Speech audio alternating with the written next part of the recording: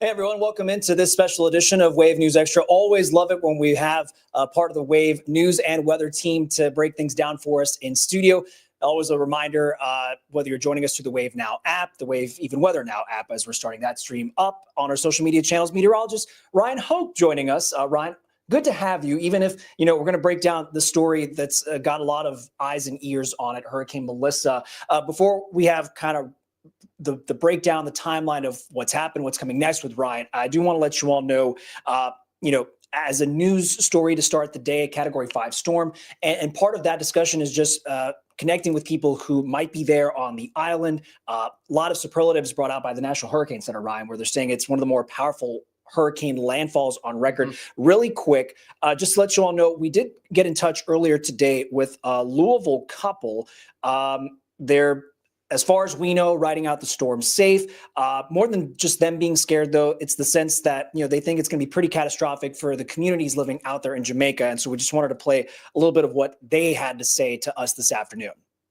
And to just know that these people are going to literally see something that they have never seen in their life. It's way more concerning than I could ever be for myself. And the privilege that I'm getting to experience, it's heartbreaking. It's heartbreaking. I can't even imagine even trying to leave here and go to the airport and everything I'm going to see.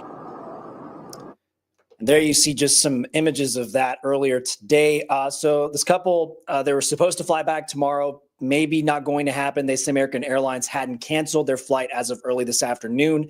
Who's to say? We'll try to check back in with them. The resort leaving them a note too, though, that likely they won't be able to leave the island for a while. So with that, I'm going to pass the control, as it were, to Ryan to kind of explain things Ryan's been noticing, what's been tracked, the data that's out there, and just give us a sense, because thankfully it's not something that's going to impact us here at home, Ryan, but obviously of such interest and the danger it poses to the folks out there in the Caribbean. Yeah, so many of us are familiar with the Caribbean, cruise ships and vacations and all-inclusive resorts. And that's kind of what a lot of us here in Wave Country see of Jamaica. But, there are millions of people on Jamaica. That is the third largest English-speaking country in North America, if you can believe that. After the U.S., Canada, it is Jamaica. So it is a big place, big cities, a lot of folks there. Let's get you straight to what we know right now. And as we track Melissa here, you'll notice that the storm has changed shape. So we originally, as it made landfall, had this pinhole eye, but that has since changed now to a much broader and less defined eye. It's going through what's called an eye wall replacement cycle. And all that means is that a new eye is forming over the very warm waters between Jamaica and Cuba right now. In fact, check this out. It is a Category 3 storm now. This is an 8 o'clock advisory update from the National Hurricane Center. The reason for the weakening is because it went over land. It went over Jamaica. Now, it went over the flatter part of Jamaica, but still, it still stands that the eye went over a pretty good chunk of land for a temporary time today. So that eye is trying to regain its strength right over that channel between Jamaica and, of course, Cuba here. I'll highlight that. It is basically right here where those water temperatures are about 86 degrees right now. And that is a pretty big problem, because that is all hurricane energy, if you will, just in liquid form here. 125 mile per hour gusts with this now Category 3 storm. It will likely get re-upgraded to a Category 4 before it makes landfall near Santiago de Cuba. They're a little later tonight, possibly as early as 2 o'clock in the morning here. We'll see how fast it travels up there with 140 plus mile per hour winds. And then it continues to move toward the southeastern parts of the Bahamas. Now, these are the Turks and Caicos right here. It will kind of sideswipe them. Remember, that cone of uncertainty there is just where that center may go. There is a much bigger, wider storm than just that cone. So the impacts extend beyond the cone, as we say here. So the Bahamas are getting ready to take a hit with at least a Category 3 storm by the time Wednesday afternoon comes around here. And then we track it even more toward Bermuda. Yes, Bermuda now kind of in the line of fire, that cone of uncertainty with a Category 2 storm potentially up there by a little later this weekend. It'll start to accelerate and move very quickly as it moves actually toward Europe by the time we get into probably, I'd say, mid next week or so. So this thing's going to be booking it once it gets picked up in the winds that are aloft a little closer to the mid-latitudes where we are here in wave country. Again, we're not talking about any sort of impacts here, Jose, but certainly folks are kind of responding to the impacts that they're having in Jamaica, because so many of us know about Jamaica. Maybe we've been there. I've been there before. So it's really tough to see what they've been going through. Massive power outage, probably an economic problem down there for sure in the aftermath of the storm. So many things like water, power, internet, connectivity, resources may take weeks, if not months, to get restored across a good chunk of the island, especially the western part of Jamaica, where that eye made landfall around 1 o'clock today. And to think too, Ryan, and in perspective, obviously, we track as much of the data as you all can, as meteorologists do, to inform a public out there the best that they can.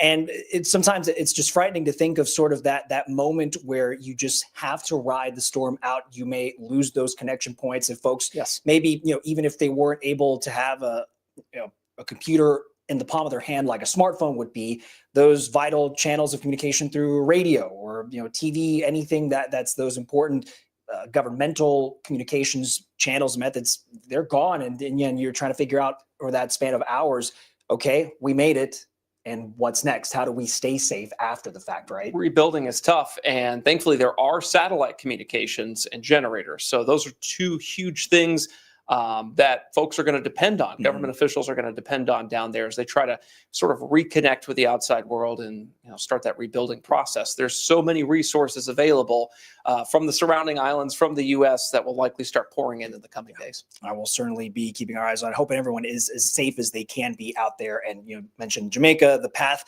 bringing that at least on the graphic you showed us, Ryan, to Cuba, and you're talking about the Bahamas, the possibility of Bermuda and the Turks and Caicos. It's multiple nations and communities out there subject to this kind of impact. So hopefully, they can weather this out as best as they can, and we'll certainly be following it. As we know, you will discuss this tonight on Wave News at 11 and likely through the rest of the week even, because you saw as it's moving forward, it's going to be still a hurricane impact level category storm as we go through the week, right? Yeah, multiple landfalls to come, Cuba, the Bahamas, possibly Bermuda here. So this thing's not done yet. All right.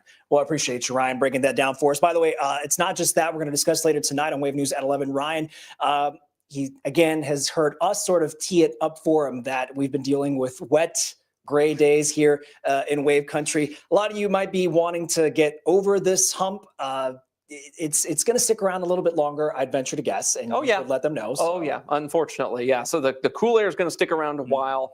The rain's really going to ramp up tomorrow. So we're going to go over some of the latest data a little later this evening, right before the 11 o'clock news, and I'll present to you our updated hourly forecast by then. We'll be looking forward to it. Thank you, Ryan. All right, so we're going to take this quick break and set right back into some of the breaking news, investigations, updates from the Wave News reporting team. Again, a huge thank you to our meteorologist, Ryan Hoke, for stopping by. We're going to take this brief break on Wave News Extra, and we will be right back.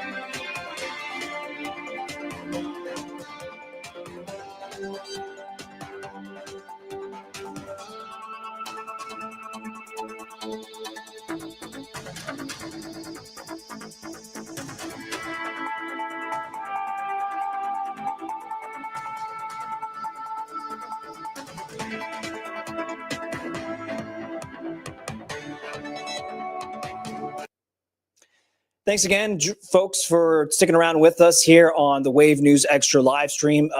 Huge shout out once again to meteorologist Ryan Hoke, walking us through what had happened as Hurricane Melissa made landfall in the island of Jamaica, and looking at the path that still lies ahead. It's going to make landfall again a couple times on some Caribbean island nations. Again, if you join us tonight on Wave News at 11, we're going to track what's going to be a busy rainy day tomorrow, Wednesday. Looking forward to hopefully when things dry up for us, Halloween night this Friday. So looking forward to that.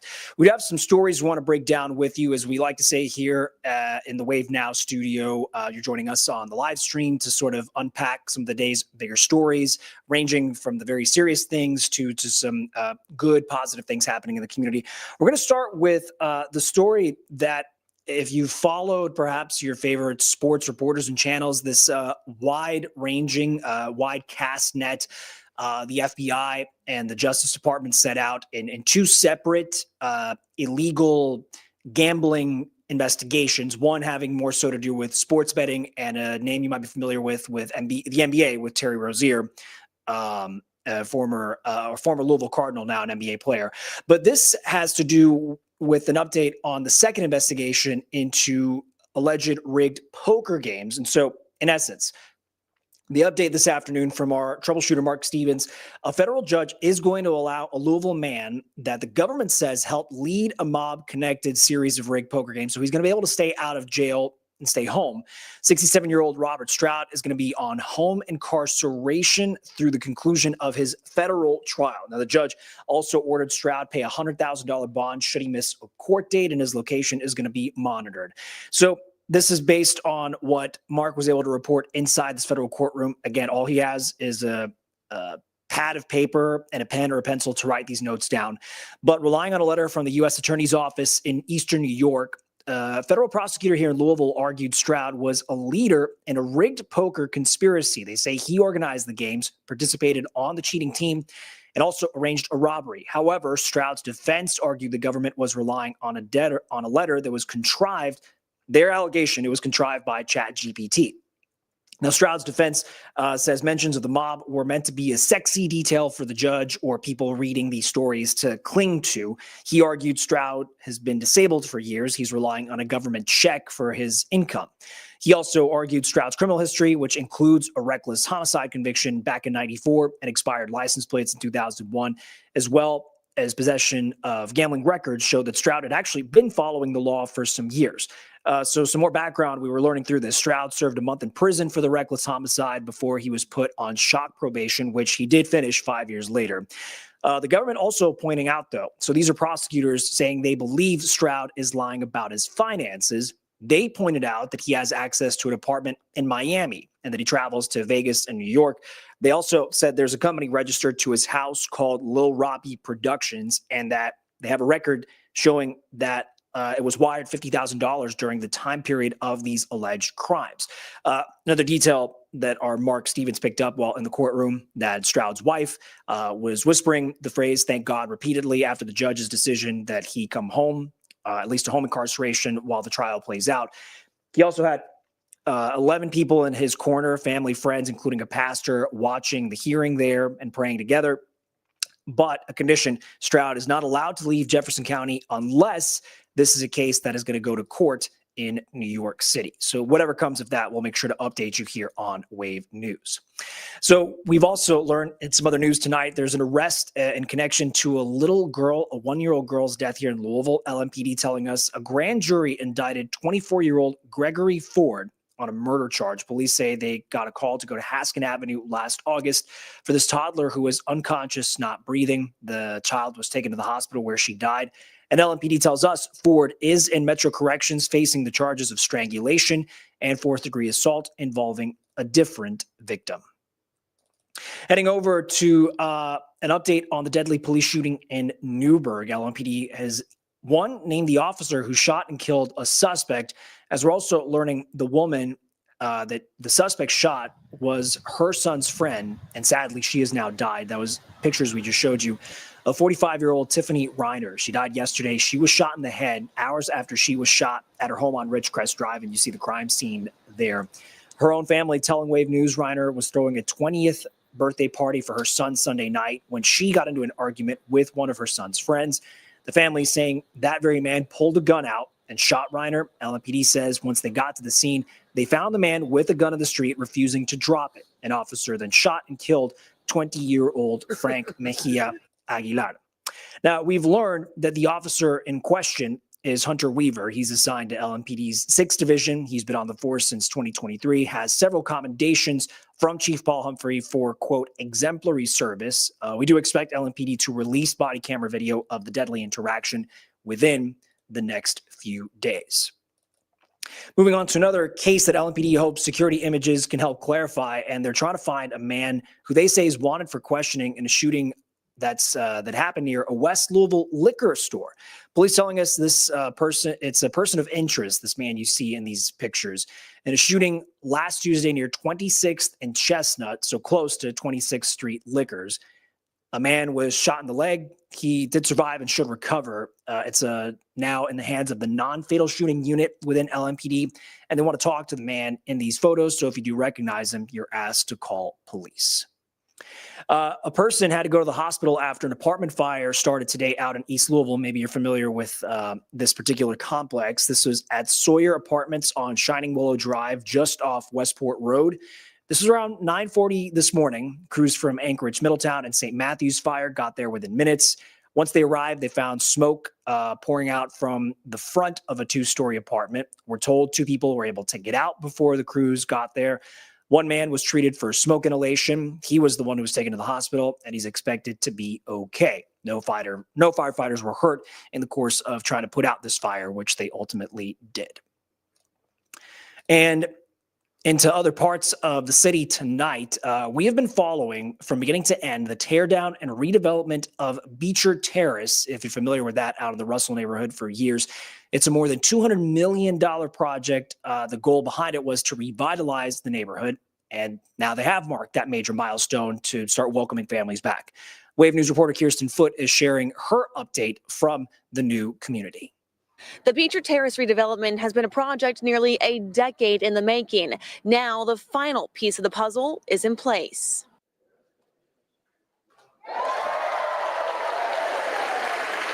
And with that, the Baxter Community Center is now open. Officials say the center is a safe space for kids in the community to come for after-school programs and activities. Originally built in 1940, the space needed revamping to serve the community. On a broader scale, the Beecher Terrace redevelopment began back in 2016 with a $29 million grant from the Department of Housing and Urban Development. The $213 million mixed income redevelopment has 620 new rental units for seniors, families, and individuals. One goal for officials is to have residents both returning and new in the development. Charles Tandy grew up in the former Beecher Terrace. He's now back in its new state as an employee. It was amazing seeing this because I used to play all the time here as a little kid. Just running through here, just in the game room, playing basketball all day on the basketball court. It's great seeing it back the way it is, because I have looked at it myself. So seeing them be able to grow up in the community, I come into the community I grew up in. And it's great to see it like this. Outdoor improvements have also been made to the community center, including this new accessible playground, as well as a new basketball court and more parking. Reporting in the Russell neighborhood, Kirsten Foote, Wave News. Our thanks to Kirsten for that report. We got more stories to share and break down with you tonight here on Wave News Extra. Part of that coming up is now very much a discussion when it comes to healthcare spending, of the sort of stalemate out in Washington over healthcare premiums and what the funding or adjustments are going to be. With that, and on top of that, the discussion with sort of this looming decision for no more funding for SNAP benefits to start the month of November, and a pressure now with multiple food banks and pantries, nonprofit organizations at a local level here in Louisville, and how they're bracing for what families who do rely on those benefits to come to them in their time of economic need. So we're going to break down what the latest preparation impact is going to be, at least here in the Wave Country level, reporting on that. We're going to take a quick break to bring you those stories on the live stream here, which, a reminder, you can always join us on the Wave Now app, streaming live on Facebook, YouTube, Twitch, and X here in the Wave Now studio. We're going to take a quick break and be right back.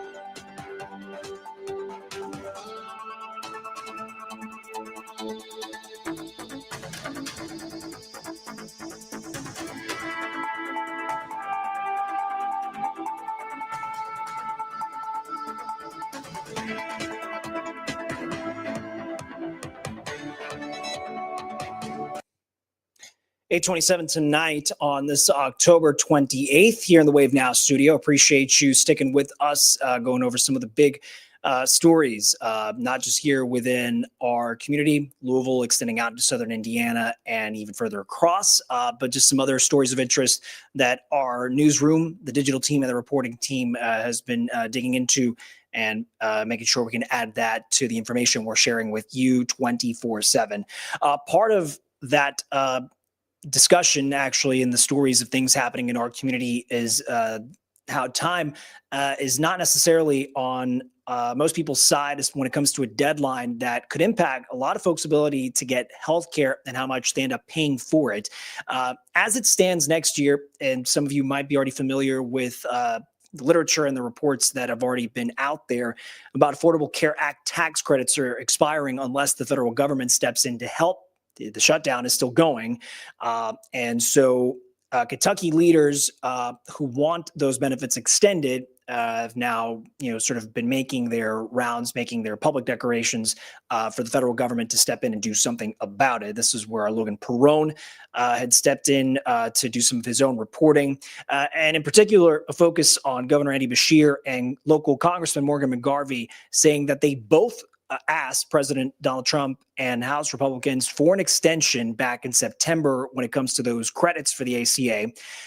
They argue without it, Kentuckians could expect steep increases in health insurance plans through the Kentucky Marketplace Connect, KYNECT, and that will look different on a case-by-case basis, but the Kentucky Center for Economic Policy has an interactive map that can give recipients a sense of what is at stake.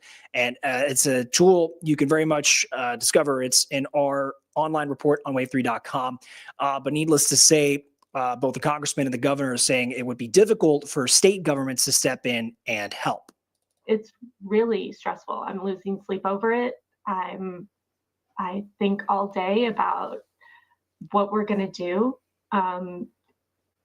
if we lose health insurance. When people like me have to drop my coverage, when people who are healthier than me drop their coverage, that's just going to increase costs for everyone.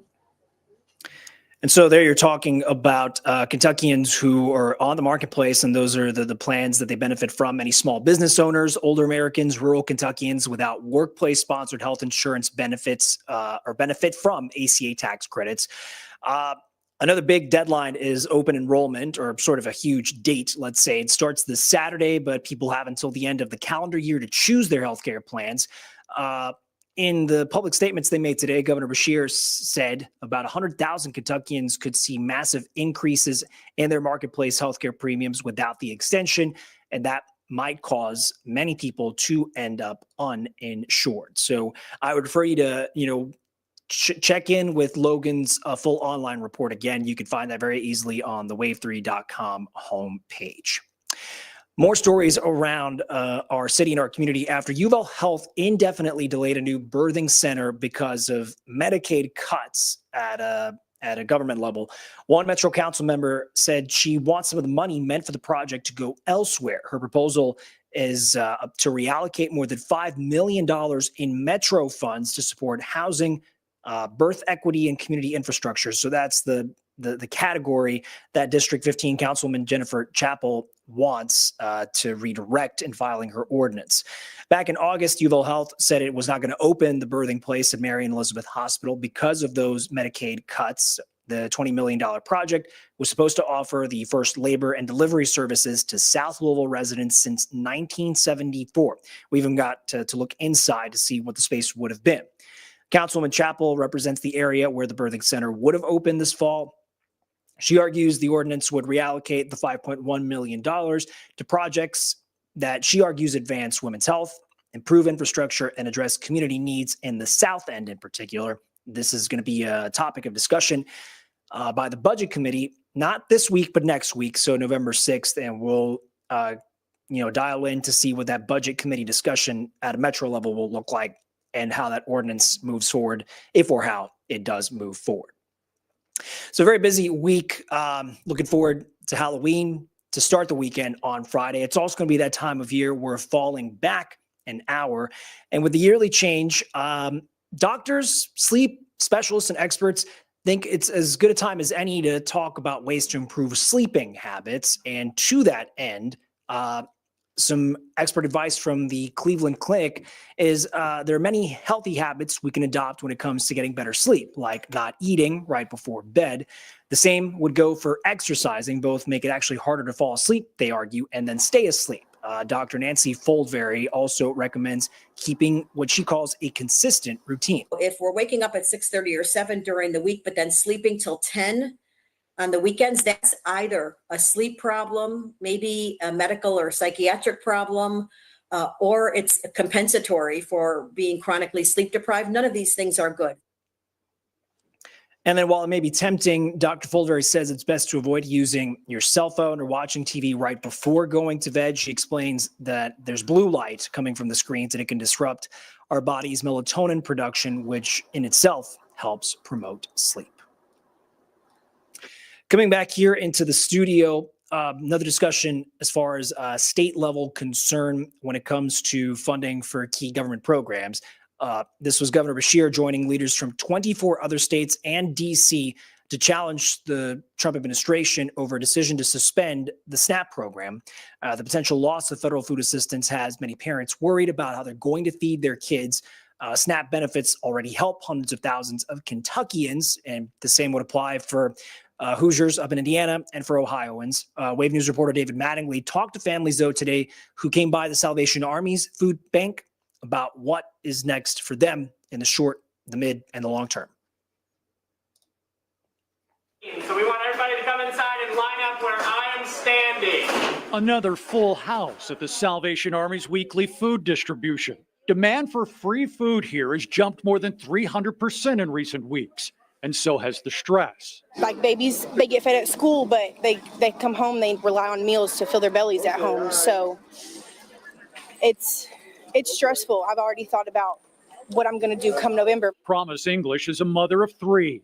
Food assistance from SNAP benefits helped keep her family fed, but that assistance could disappear in a matter of days. It's going to be a struggle for sure, but I think between food banks and family, we should be able to make it through for sure.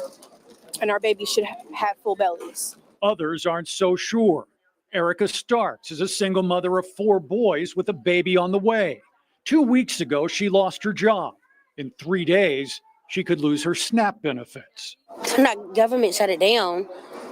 It's over with, like for a minute for me. But You sound like there's a lot of pressure on you right now. Food banks are also feeling the pressure.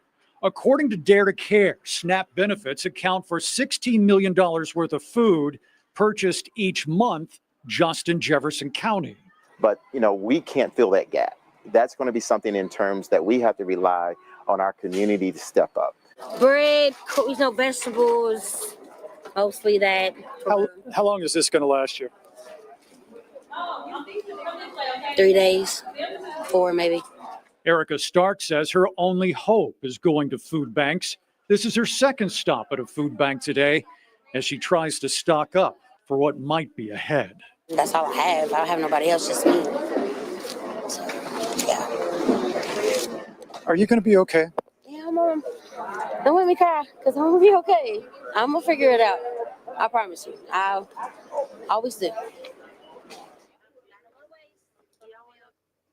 That was our David Mattingly reporting there. And earlier this week, he mentioned checking in with the Dare to Care Food Bank. Well, they surveyed their 400 partners and then discovered, based on the data that they had available to them, that there's a 45% jump in demand already being attributed to the government shutdown as far as the new number of families coming to them for this kind of nutrition support with the food.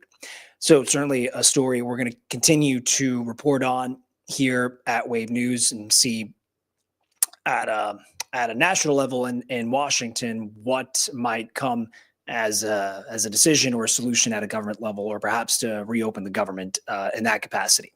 Coming up after the break here on Wave News Extra, it's a press conference from a county sheriff down in Florida and some pretty stark remarks as far as an arrest for a man who was let out of parole here in Kentucky. It turned into a national case, Ronald Exantis, and the convictions he did receive and those he didn't by reason of insanity and what he did to a 6-year-old boy and his family. But needless to say, the sheriff's deputies down in Florida arrested him for a different reason, somewhat connected to his parole release. And you're just going to hear the sheriff's own words now that this man is going to be extradited to Kentucky. And we're going to break down that and some final stories we have for you to share here on Wave News Extra. So we're going to take that break and be right back after this.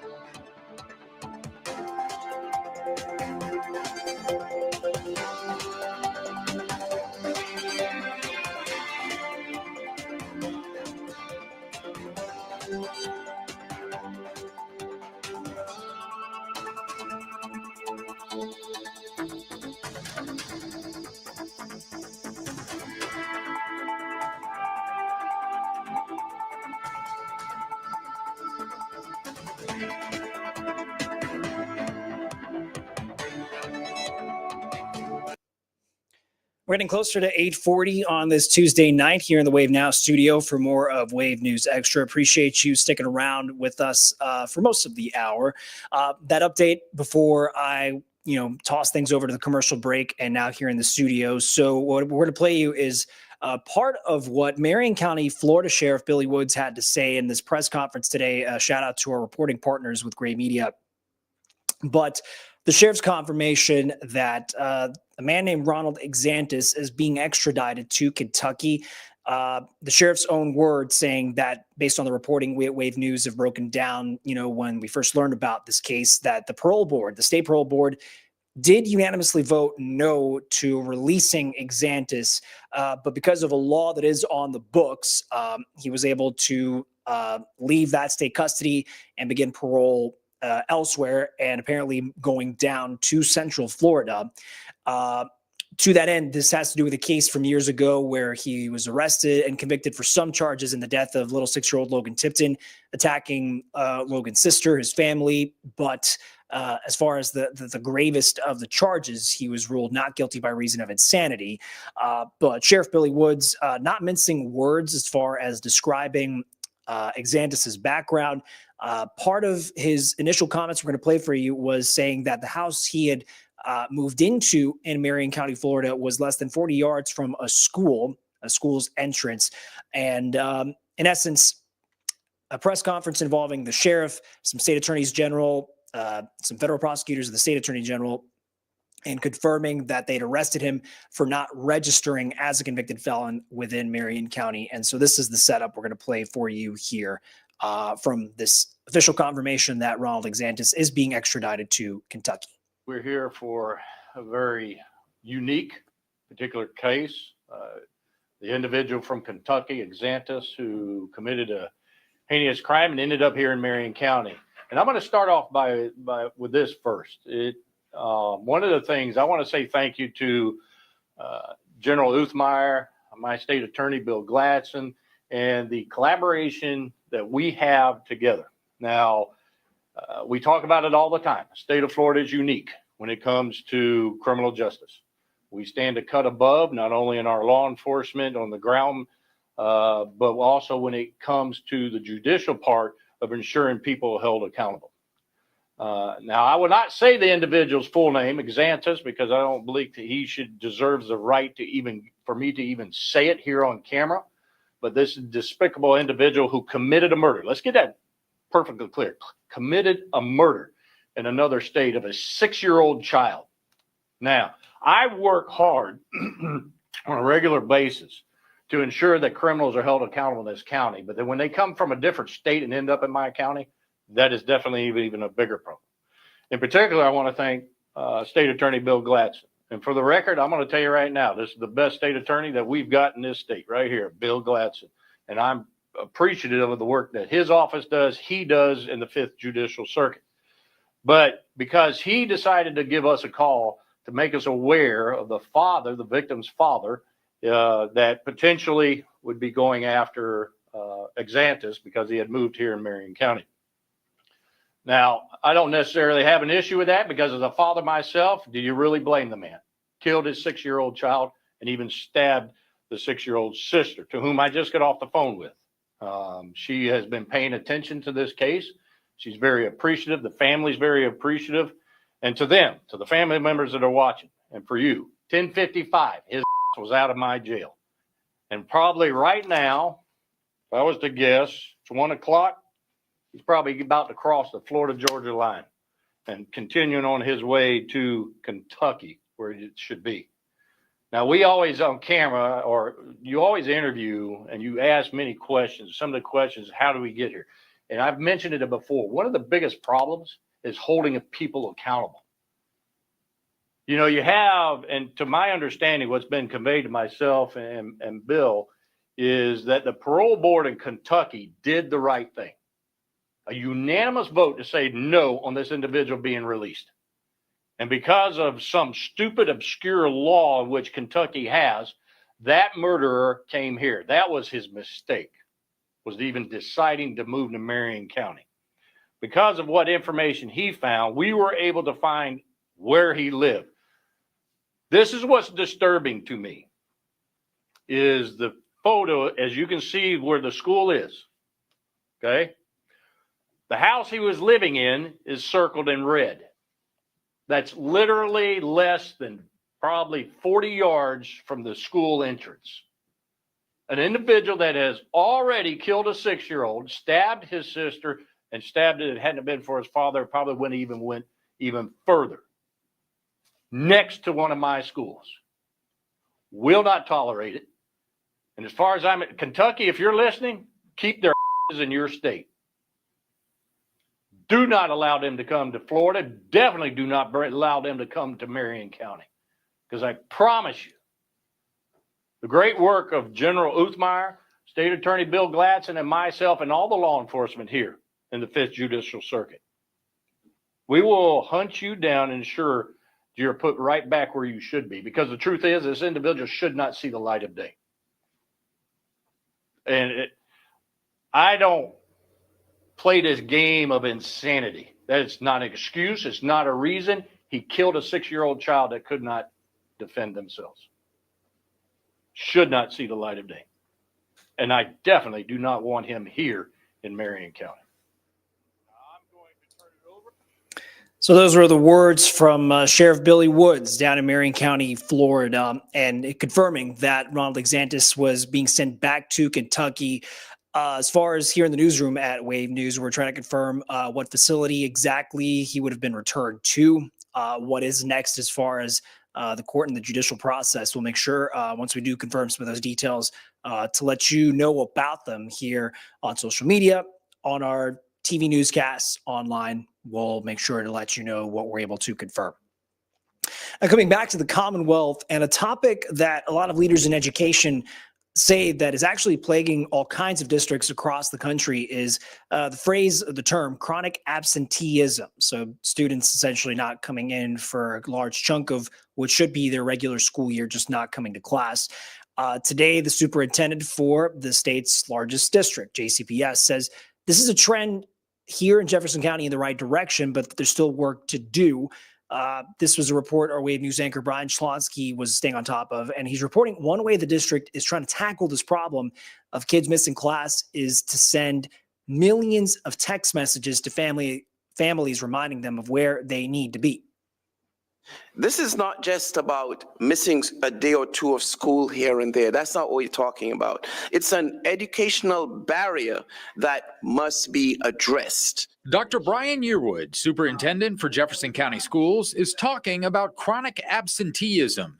In Kentucky, a student is chronically absent if they miss 10% or more of the school year.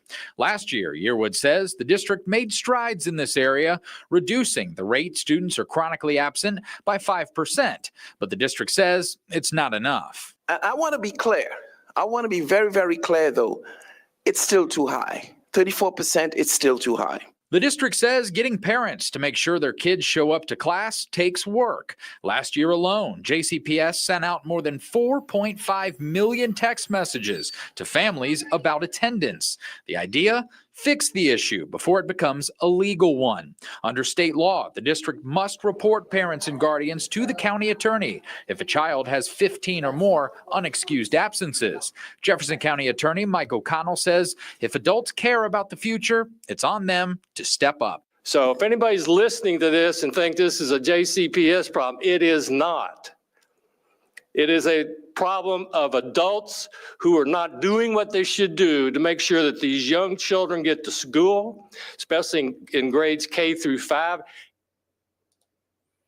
A report there from Brian Schlonsky, and there are several layers of intervention efforts JCPS district leaders and staff say before a criminal case is brought against the child's parent or guardian if they're not sending their kids to school. Right now, JCPS says there are actually criminal cases that are active in court against 32 guardians. The average number of unexcused absences in those respective cases for the 32 cases, 47 unexcused absences on average in those criminal cases that are still active right now.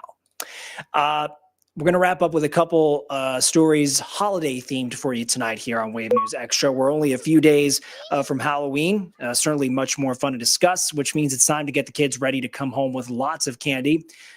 For Louisvillians, one of the big trick-or-treating neighborhood spots is preparing to welcome thousands to their block. Halloween on Hillcrest is this Friday from 5 to 9 at night.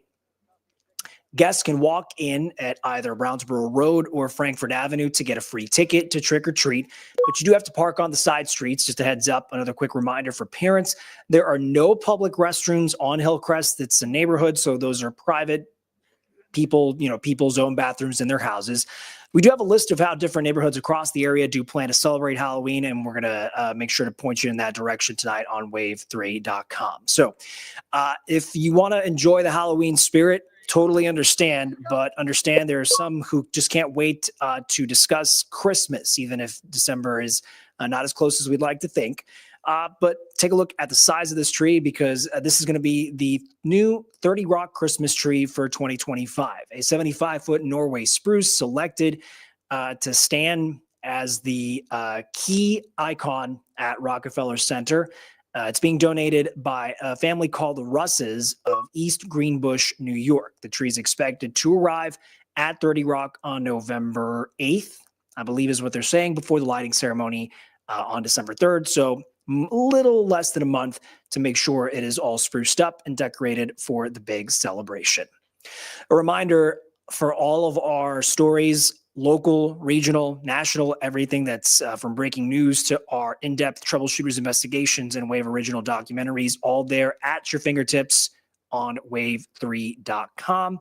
And a reminder, make sure to join us tonight after the NBA on NBC wraps up, which there's a game going on right now, the Knicks and the Bucks. We're going to be here, our Julie Richardson, with her investigation today from Southern Indiana, and looking forward to a pretty important Weather Wednesday with our Ryan Hoke. And just looking ahead at what's in store for this last full week of October. It is almost 8:52. Appreciate you joining us tonight, whether that's through the Wave Now app on your Apple, Roku, Fire Stick devices, on Facebook, YouTube, Twitch, and X. Shout out to Mary Diana on Facebook. Thank you for commenting and connecting with us, Mary, and to everyone who's joining us and creating a little part of this community for the live stream every night to break down the big stories of the day. That's going to do it for us. We'll be right back. Or actually, no, I should say we'll be back tonight for Wave News at 11. We're going to be back here in the Wave Now studio tomorrow at 8:05. Until then, take care. We'll see you soon.